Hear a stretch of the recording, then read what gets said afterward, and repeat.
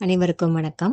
பரமஹம்சா யோகானந்தர் எழுதின God tax with Arjuna பகவத்கீதையோட விளக்க உரையிலிருந்து 10வது ஸ்லோகத்தை இன்னைக்கு பார்க்கறதுக்கு முன்னாடி ஸ்ரீ கிருஷ்ண பரமாத்மா, வியாச மகரிஷிகள், அர்ஜுனர், பரமஹம்சா யோகானந்தர் மற்றும் அனைத்து பரமகுருக்கள், நம்மளுடைய குருமார்கள் எல்லாரையும் பிரார்த்தித்து இன்னைக்கு நம்ம கேட்கக்கூடிய ஸ்லோகத்தோட முழு விளக்கம், முழு அர்த்தம் நேரடியாக நம்மளோட ஒவ்வொரு அணுக்களிலும் சென்று போய் பதியணும் அப்படின்ட்டு பிரார்த்தித்து ஆரம்பிக்கலாம். 2வது ஸ்லோகத்துல துரியோதனர் அவருடைய குருவான துரோணாச்சாரியர் கிட்ட பேச தொடங்குறாரு. இதுல இருக்கும் பாண்டவ படை வீரர்கள் எத்தகையவர், நம் பக்கம் இருக்கும் கௌரவ வீரர்கள் எத்தகையர், இப்படி 2வதுல இருந்து 9வது ஸ்லோகம் வரைக்கும் 2 படையிலையும் முக்கியமான கதாபாத்திரங்களும் அது நமக்குள்ள குறிக்கின்ற குணங்களையும் பார்த்து வந்தோம். தொடர்ந்து 10வது ஸ்லோகத்துல துரியோதனர் துரோணாச்சாரியர் கிட்ட சொல்றது, இத்தகைய சக்தி பொருந்திய நமது படைகள், அதாவது பீஷ்மரால் பாதுகாக்கப்பட்ட நமது படைகள் எண்ணில் அடங்காதவை.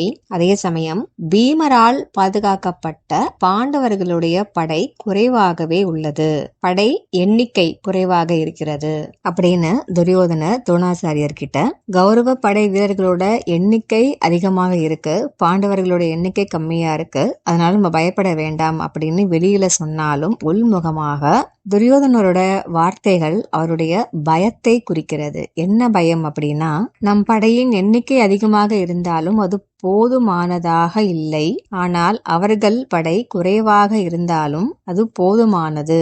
நம் பக்கத்தில் பெரும் ஆசைகளோட சக்தி, புலன்கள் தூண்டக்கூடிய உணர்ச்சிகள், இதெல்லாம் கொஞ்சம் நஞ்சம் இல்ல, நமக்குள்ள ஏராளமானது இருக்கு, எண்ணில் அடங்காதவை. இவனைத்தும் யாரால பாதுகாக்கப்படுது அப்படின்னா அகங்காரமான பீஷ்மர், மிகவும் சக்தி வாய்ந்தவர் என்று போற்றப்படக்கூடிய பீஷ்மரோட பாதுகாப்புல எண்ணற்ற தீய குணங்கள் இருந்தாலும் இந்த போருக்கு இந்த படை போதுமானது இல்லை. ஏன் அப்படின்னா நம்மளோட படை உடல் சார்ந்தது. இந்த உடல் தான் இந்த தீய குணங்கள் எல்லாத்துக்குமே அடையாளம். புலன்கள், அகங்காரம், இது எல்லாமே இந்த புற வாழ்க்கையில இயங்கக்கூடிய உடலோடு மட்டும்தான் தொடர்புடையது. ஆனா எதிரில நிற்கிற அந்த பாண்டவ படை எண்ணிக்கையில் குறைவானவர்களாக இருந்தாலுமே கூட சத்தியம், அப்சல்யூட் ட்ரூத் அப்படிங்கிற கொள்கையில ஆழமா நிலை பெற்றிருக்கு. அது மட்டும் இல்லாம ஆன்மா வழிநடத்தும் உயிர் சக்தியோட சக்தியினால பாதுகாக்கப்பட்டிருக்கு. உயிர் சக்திங்கிறது நம்மளோட பிராணன், லைஃப் எனர்ஜி, லைஃப் ஃபோர்ஸ். இந்த சக்தி எல்லாம் ஒண்ணு சேர்ந்துச்சுன்னா நம்ம உடல் மூலியமாக அடையாளப்படுத்திக்க கூடிய இந்த குணங்கள் கௌரவ படை வீரர்களை அழித்து நம்ம போர் எதுக்காக புரிகிறோமோ அந்த நோக்கத்தை தோற்கடிக்கும் வல்லமை பொருந்தியவை அப்படின்ற உண்மையை உணர்ந்து துரியோதனர் மறைமுகமாக தனக்குள் இருக்கும் பயத்தை அவரோட குரு கிட்ட வெளிப்படுத்துறாரு. பீஷ்மர் மாயையிலிருந்து பிறந்த அகங்கார உணர்வு, புலன்களிலிருந்து உருவாகக்கூடிய அனைத்து குணங்கள், பிரிவுகள் எல்லாத்துக்குமே தலையான தளபதி யாருன்னா பீஷ்மர். போலி ஆன்மாவாக, சூடோ சோல் ஆக அறியாமையில நம்ம இருக்கிற வரைக்கும் இந்த பீஷ்மர் தான் நம்மள ஆண்டுட்டு இருக்கிறது. உண்மையான ஆன்மாவோட இயல்பு என்ன அப்படின்னா இறைவனை போய் அடையணும். அது மட்டும்தான் நம்மளோட உண்மையான ஆன்மாவோட குறிக்கோள். ஆன்மா நம்மள வழிநடத்துகின்ற அந்த சமயத்துல எல்லாம் நம்மளோட கவனம் புற உலகிலிருந்து வெளியே வந்து உள்முகமாக எனக்குள்ள ஒளியா மறைந்திருக்கக்கூடிய அந்த இறைவன் யார், எங்க இருக்கிறான், எப்படி அடைவது, அந்த ஒரே நோக்கத்தோட தான் ஆன்மா பிறந்திருக்கு. ஆனா இந்த ஆன்மாவோட, உண்மையான ஆன்மாவோட நோக்கத்தை முறியடித்து இந்த போலியான ஆன்மாவாகிய பீஷ்மர் நமக்குள்ள இருக்கக்கூடிய அகங்காரம் என்ன பண்ணும் அப்படின்னா, இந்த உடல் என்ன அனுபவிக்கலாம், ஐம்புலன்கள் எத்தகையப்பட்ட அனுபவங்களை கொண்டு வந்து கொடுக்கலாம் புற வாழ்க்கையில இருந்து, நம்மளோட உணர்வு நிலைகளை சதையால் மட்டும் பிணைக்கப்பட்டவாறு வச்சிருக்க கூடிய சக்தி உடையது இந்த அகங்காரம். நம்ம வாழ்க்கையில எண்ணற்ற சோதனைகள் மற்றும் பற்று, அட்டாச்மெண்ட், இதெல்லாம் யாரோட பாதுகாப்புல விழிப்போடு இருக்கு அப்படின்னா பீஷ்மர். இந்த பீஷ்மர், இந்த அகங்காரம் நமக்குள்ள இல்ல அப்படின்னா ஆசை, பற்று, தீய தூண்டுதல் எதுவுமே இருக்காது, எல்லாமே மறைஞ்சிரும். அகங்காரம் இல்லாத உடலுக்குள்ள ஆன்மா மட்டும் இருக்கிற அந்த நிலைதான் ஞானிகள் அடைந்தது. அவங்க உணர்வு நிலை அவங்க உடலுக்குள்ள இருந்தாலுமே கூட பற்றோ தீய வகையான தூண்டுதலோ அவங்களுக்குள்ள இருக்காது. பீஷ்மர் உயிருடன் இருக்கிற வரைக்கும் கௌரவ படை வீரர்களுக்கு சக்தி கிடைச்சுக்கிட்டே இருக்கும். ஆன்மா சிறையில் அகப்பட்ட மாதிரி இருக்கும் நம்ம உடலுக்குள்ள.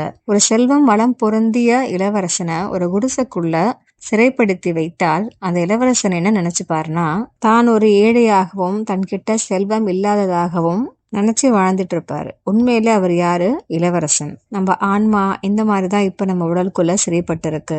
அகங்காரத்தோட சிறையில இருந்து விடுபட்டு ஆன்மா தன்னோட அரண்மனைக்கு ஒரு நாள் போகும்போதுதான் அந்த ஆன்மாக்கு புரிய வரும், இத்தனை நாள் தன்னோட கற்பனையில தான் ஒரு ஏழையாக வாழ்ந்திருக்கோம். ஆனா உண்மையில என்னோட பிறப்பே ஒரு செல்வந்தராக தான் நான் பிறந்திருக்கேன் அப்படிங்கிறத சிறையில இருந்து வெளிவந்த ஆன்மா மட்டும்தான் உணர முடியும். ஆனா ஒரு சாதாரண மனிதருக்கு தான் சதையுடன் கூடிய இந்த உடல் கிடையாது, உண்மையில நான் ஒரு இந்தியரும் கிடையாது, ஒரு அமெரிக்கனும் கிடையாது, இல்ல நான் இது நான் அது அப்படின்னு நம்மள கட்டுப்பாட்டுக்கு உள்ள வைக்கக்கூடிய எதுவுமே அந்த நான் கிடையாது அப்படிங்கிறத புரிஞ்சுக்கிறதுக்கு ஒரு சாதாரண மனிதருக்கு ரொம்ப கடினம். எப்படி தூக்கத்துல தான் யார், தான் ஆனா பெண்ணா அப்படிங்கிற எந்த அடையாளமும் இல்லாத ஒரு நிலை வருதோ, அதே மாதிரி அகங்காரம் தன்னை அடையாளப்படுத்திக்கக்கூடிய எந்த நிலையும் இல்லாமல் நம்ம இருக்கக்கூடிய ஒரு நிலைதான் தியானம் அப்படிங்கிற பயிற்சியை நம்மள கொண்டு போகக்கூடிய நிலை. தியானம் நம்ம செய்யறதுக்கு தொடங்கிட்டோம் அப்படின்னா நமக்குள்ள இருக்க துரியோதனர், இப்ப பார்த்த இந்த 2வது இருந்து 9வது ஸ்லோகத்துல சொல்ற மாதிரி துரியோதனர் விழிப்படைந்து நம்ம படைக்கு பேராபத்து தொடங்கிடுச்சு அப்படின்ட்டு துரியோதனர் உணர்கின்ற நிலை எப்ப வரும்னா நம்ம தியானத்தை தொடங்கும் போது. பாண்டவர்களோட படை பீமர் பிராணனை குறிக்குது, உயிர் சக்தி. பாண்டவர்களோட முதன்மை சேனாதிபதியான இந்த உயிர் சக்தி முறையான மூச்சு பயிற்சிகளை ஒரு மனிதன் செய்யும் போது பிராணசக்தி உள்முகமாக சென்று அந்த மனிதனை இறைநிலை அடையறதுக்கு உதவுது. உடம்புல இருக்கக்கூடிய கெட்ட குருதி எல்லாம் தூய்மை அடைந்து நேரடியாக நமக்கு பிரபஞ்ச சக்தியை உள்வாங்கக்கூடிய சக்தியை கொடுக்கறது பிராணாயாமம் தொடர்ந்து பண்ணிட்டு வர்றதுனால உடல்ல தீயவை தேங்கிறது இல்ல. தொடர்ந்து ஓயாத ரத்தத்திலிருந்து தீயதை நீக்கிட்டே இருக்கக்கூடிய இதயத்துக்கு ஓய்வு கிடைக்குது. ஐம்புலன்களுக்கு மட்டுமே வெளியே நோக்கி சென்று கொண்டிருந்த அந்த பிராண சக்தி எல்லாம் ஒடுங்கி உள்முகமாக சென்று மேலேறி பீமர் அப்படிங்கிற உயிர் சக்தி மற்றும் ஸ்லோகங்கள் 4-6 விவரிக்கப்பட்ட பாண்டவ படை வீரர்கள் அனைவரையும் எழுப்பி போலி ஆன்மாவாகிய அகங்காரத்தை அழிக்கக்கூடியதுக்கு சக்தியை நமக்கு கொடுக்கறது தான் தியானம் மற்றும் பிராணாயாமா பயிற்சிகள்.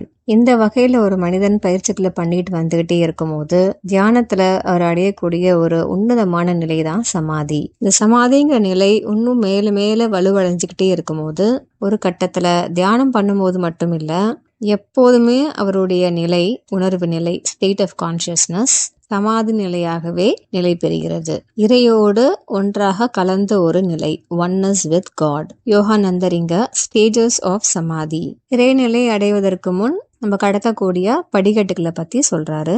3 சமாதி நிலைகள் என்னென்ன அப்படின்னா ஜட சமாதி, சவிகல்ப சமாதி மற்றும் நிர்விகல்ப சமாதி. ஜட சமாதி அப்படிங்கிறது ஒரு உணர்வற்ற நிலை, அன்கான்சியஸ் ஸ்டேட். ஆன்மீக ரீதியாக இது பிரயோஜனம் இல்லாத ஒரு நிலை. ஏன்னா தற்காலிகமாக இந்த வெளி வாழ்க்கையிலிருந்து நம்மளோட உணர்வு நிலைய நிறுத்தி வைக்க கூடுமே தவிர உயர்வான ஆன்மீக நிலைக்கு நம்மளை இது கொண்டு செல்லாது. இதெல்லாம் ஜட சமாதியை உண்டு பண்ணும் அப்படின்னா சில உடல் கட்டுப்பாடு முறைகள், மெத்தட்ஸ் ஆஃப் பிசிக்கல் கண்ட்ரோல், எண்ணங்கள் அற்ற நிலையை உண்டாக்கக்கூடிய சில பயிற்சிகள் மற்றும் சில சுரபிகள் மேல அழுத்தம் கொடுக்கறதுனால ஜட சமாதி அப்படிங்கிற உணர்வற்ற நிலை ஏற்படலாம். ஆனா இந்த நிலையில உண்மையான ஞானமோ கர்மா மற்றும் தீய பழக்க வழக்கங்களை அழிக்கக்கூடிய சக்தியோ கிடைக்காது. யோகானந்தர் ஜட சமாதியை புரிஞ்சுக்கிறதுக்காக ஒரு பழங்காலத்து கதையை ஒண்ணு சொல்றாரு. ஒரு பாம்பாட்டி இந்த மாதிரி ஒரு ஜட சமாதிக்குள்ள போகும்போது பக்கத்துல இருக்க கிணத்துக்குள்ள விழுந்துடுறாரு. அதுக்குள்ள விழுந்தும் அதே மாதிரியான ஜட சமாதி நிலையிலே இருக்காரு. அந்த கிணறும் வற்றி போயிடுது. நாளடைவுல அந்த கிணத்துக்குள்ள கல், மண், தூசி எல்லாம் படிஞ்சு உணர்வற்ற நிலையிலேயே உடல் மட்டும் மண்ணுக்கடியில புதைஞ்சி இருக்கு. 100 வருடங்களுக்கு அப்புறமா கிராமத்துல இருக்கவங்க அந்த கிணற தோன்றாங்க. அப்ப மண்ணில் புதைஞ்சிருக்க இவரோட உடலை தோண்டி எடுத்து தண்ணி ஊத்தி இவரை எழுப்புறாங்க. விழிப்படைஞ்ச உடனே தன்னை சுத்தி உள்ள இருக்க அந்த கிராமத்து மக்கள் எல்லாம் பார்த்த உடனே இவங்க தான் தன்னுடைய வாசிக்கக்கூடிய அந்த கருவியை திருடிக்கிட்டாங்க அப்படின்னு நினைச்சு பழிவார்த்தைகள் பேசுறாரு. அதாவது 100 வருடங்களாக உணர்வற்ற நிலையில இருந்தாலுமே கூட அவருடைய நடவடிக்கையில எந்த மாற்றமும் இல்லை. அதே மாதிரி அவரோட மூளைக்குள்ள புதைஞ்சிருக்கக்கூடிய தீய பழக்க வழக்கங்களோட விதைகளும் அழியப்படவில்லை. அதாவது ஜட சமாதி அப்படிங்கிற நிலை அந்த நபரை எந்த விதத்திலுமே முன்னேற்றம் அடைய வைக்கல. 2வது நிலை சவிகல்ப சமாதி. சவிகல்ப சமாதின்ற நிலையில நம்மளோட கவனமும் பிராணனும் புலன்கள்ல இருந்து ஒடுங்கப்பட்டு ஆன்மாவோடு இணைக்கப்படுது. இந்த நிலையில நம்மளோட ஆன்மா அகங்காரம் அப்படிங்கிற உணர்வு நிலையிலிருந்து விடுபட்டு தனக்குள்ள இருக்கக்கூடிய ஆன்மாவை உணரக்கூடிய நிலை. இந்த நிலையில ஆத்ம ஞானம் கொண்டு உடல் சார்ந்த விருப்பங்கள், நோக்கங்கள், நாட்டங்கள் இதனுடைய விதைகளை ஆத்ம ஞானத்தினால் சுட்டு பொசுக்க முடியுது. தியானம் பண்ணிக்கிட்டு இருக்கக்கூடிய அந்த ஆன்மாவும் தியானம் அப்படிங்கிற நிலையும் இறைவனை எண்ணி தியானம் பண்ணக்கூடிய அந்த இறைவன், இந்த மூன்றுமே தனித்தனியா இல்லாம ஒன்றாகிறது. The soul as the meditator, its state of meditation and the spirit as the object of meditation all become one. இந்த ஆன்மா தான் யார் அப்படிங்கிற தன் நிலை மறந்து போகிறது இல்ல, ஆனா இறைவனை நோக்கி விரிவடையுது. சவிகல்ப சமாதியில வெளி உலகத்துல என்ன நடக்குது அப்படிங்கிற உணர்வு நமக்கு இருக்காது. உள்ள இருக்கக்கூடிய இறைநிலை மட்டும்தான் நமக்கு தெரியும், அதை மட்டும் தான் உணர முடியும். உடல் இயக்கம் இல்லாத ஒரு மயக்க நிலை, டிரான்ஸ் ஸ்டேட்ல இருக்கு. ஆனா கான்சியஸ்னஸ் உள்ள இருக்கக்கூடிய அந்த உணர்வு ஆனந்த நிலைய முழுமையாக அனுபவிக்குது. இதுதான் சவிகல்ப சமாதி. அடுத்த நிலை மிக உன்னதமான நிலை நிர்விகல்ப சமாதி. நான் வேறு இறை வேறு அப்படிங்கிற இரண்டு வெவ்வேறு பொருட்கள் இல்லாம எல்லாமே ஒண்ணு அப்படிங்கிற உணர்வு நிலை தான் நிர்விகல்ப சமாதி. உதாரணத்துக்கு சவிகல்ப சமாதியில கடல்ல இருந்து எழுந்து வந்த அலையா நம்ம மாறி அந்த அலையிலிருந்து கடல்ல பாக்குறது. நிர்விகல்ப சமாதியில இந்த கடலும் நானே, இந்த கடல்ல இருந்து வெளிவரக்கூடிய அலையும் நானே. ஒரே சமயத்துல இந்த இரண்டுக்குள்ளேயும் நம்ம உள்ளிருந்து பாக்குறது. The state of non-duality. உதாரணத்துக்கு ஜான் ஸ்மித் அப்படிங்கிற ஒரு நபர் நான் ஜான் ஸ்மித் அப்படிங்கிற உணர்வுல இருந்து வெளியில வந்து இறைவன் அப்படிங்கிற கடல்ல இருந்து ஜான் ஸ்மித் அப்படிங்கிற ஒரு அலை மட்டும் வெளியில வரல. பூமியில வாழக்கூடிய அனைத்து உயிரினங்களும் அந்த கடல்ல இருந்து வரக்கூடிய அலைகள் அப்படிங்கிறத உணரக்கூடிய நிலை, யூனிவர்சல் கான்சியஸ்னஸ். நிர்விகல்ப சமாதி அப்படிங்கிற நிலைக்கு நம்ம வந்ததுக்கு அப்புறமா தியானம் பண்ணும்போது மட்டும் இல்ல, நம்ம தினசரி வாழ்க்கையில நம்ம எந்த வேலை பண்ணிக்கிட்டு இருந்தாலும் உள்ள இந்த உணர்வு நிலை கொண்டே வெளியில நம்மளோட கடமைகளை செஞ்சுக்கிட்டே இருப்போம். யோகானந்தர் இங்க ஒரு அழகான பழங்காலத்து பாடல் வரிகளை இங்க குறிப்பிடுறாரு. சவிகல்ப சமாதி யோகாவில் நீங்கள் உங்களை உங்களுக்குள் மூழ்கடிப்பீர்கள்.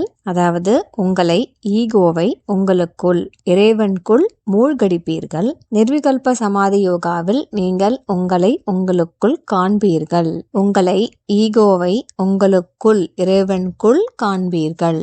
இறுதியாக இந்த 10வது ஸ்லோகத்துல யோகானந்தர் சொல்றது, நமக்குள்ள இருக்கக்கூடிய இந்த ஈகோ கான்சியஸ்னஸ், பீஷ்மர், அகங்காரம், நான் இந்த நாட்டை சேர்ந்தவர், இந்த இனத்தை சேர்ந்தவர், இது என் குடும்பம், இது எனக்கு சொந்தமான பொருட்கள், இதெல்லாம் என்னுடைய தனித்துவம் வாய்ந்த தன்மைகள், மகிமைகள், இந்த மாதிரி நாமளே ஒரு அடையாளத்துக்குள்ள கொண்டு போக நம்மளை வைக்கிறது இந்த பீஷ்மர். ஆனா இறைவனோட ஒரு பிரதிபலிப்பான நம்மளோட ஆன்மா வெளிவரும் போது நான் தான் அப்படிங்கிற பிரிவினை எல்லாத்தையும் அகற்றி நம்ம எதை பார்த்தாலும் அதுவே நானும் அப்படின்னு உணரக்கூடிய நிலைக்கு நம்மள கொண்டு போகக்கூடியது சமாதி அப்படிங்கிற நிலை. அதுக்கு வழி தியானம். தொடர்ந்து அடுத்த பதிவுல அடுத்த ஸ்லோகம் பார்க்கலாம். இயற்கையை தேடி நம் பயணங்கள் அனைத்தும் இனிதாக அமைய வாழ்த்துக்கள்.